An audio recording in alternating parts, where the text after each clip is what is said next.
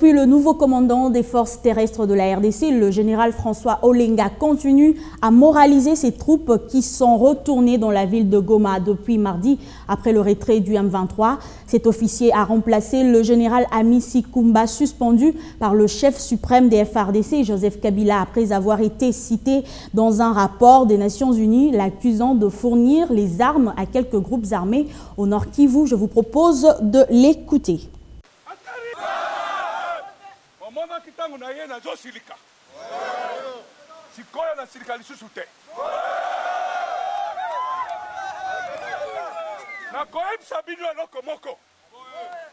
On ne peut pas défendre la patrie avec les traîtres.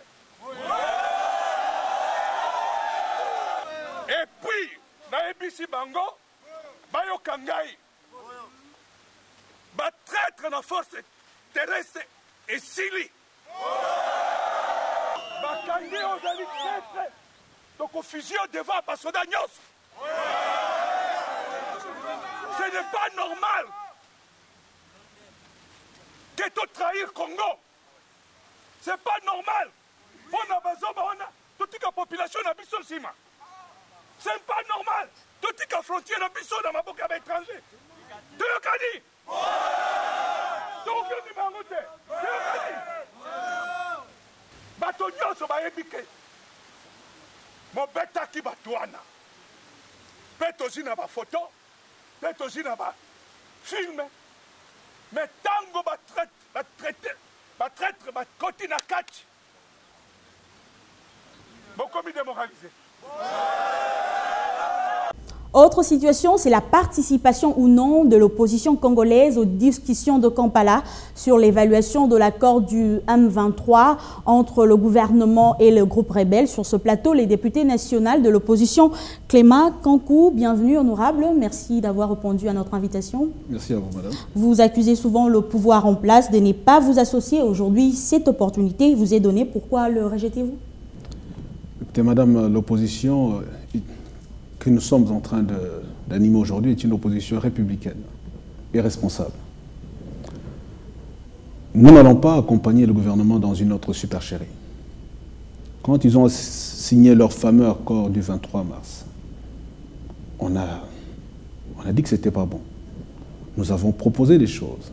Qu'est-ce que vous avez proposé exactement? Nous avons proposé qu'il fallait régler le problème de fond. Le problème de fond, ce n'est pas les épiphénomènes. Le problème de fond, ce n'est pas la pointe de l'iceberg, mais c'est la partie cachée. La partie cachée, nous le savons tous, c'est la problématique du Rwanda et de l'Ouganda qui nous agressent. Nous sommes en guerre contre ces deux pays. Vouloir régler la question à aujourd'hui négocier. Il ne s'agit pas d'une négociation, il s'agit d'une évaluation. J'irai même plus loin, madame. C'est une capitulation de notre gouvernement devant le gouvernement rwandais et ougandais, qui sont naturellement représentés par leurs mercenaires, le M23. Hier, c'était le CNDP. Nous avons dit à ce gouvernement, quand ils ont signé avec le CNDP, qu'il fallait régler le problème de fond, ne pas se contenter de quelques artifices qu'on nous présente. Le CNDP. Ce gouvernement ne nous a pas suivis. Ils sont allés même plus loin. Ils ont promu en grade les membres les militaires, les officiers de CNDP. Mais honorable, ils ont assuré. Partir et soulever ces préoccupations. Je vais terminer, madame.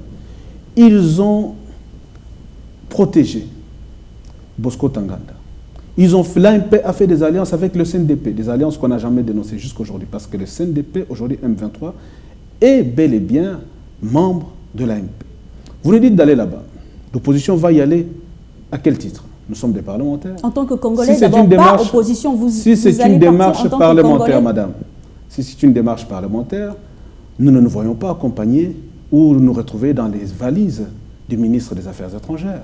Nous sommes une opposition républicaine et nous sommes des parlementaires. Nous aurions souhaité qu'il y ait un peu plus de sérieux dans ce qu'on est en train de faire. Pourquoi accompagner ce gouvernement dans ses égarements, dans ses turpitudes? Parce qu'il n'écoute pas. Aujourd'hui, aller en Ouganda. Ils ont signé rapidement des accords avec le gouvernement rwandais et ougandais, M23. Aujourd'hui, ils ont légitimé la présence des militaires rwandais au Congo. On dit qu'ils sont sortis de Goma. Ils sont aux portes de Goma. Donc ils peuvent maintenant vivre tranquillement au Congo sous l'œil, je dirais même impuissant, des Congolais.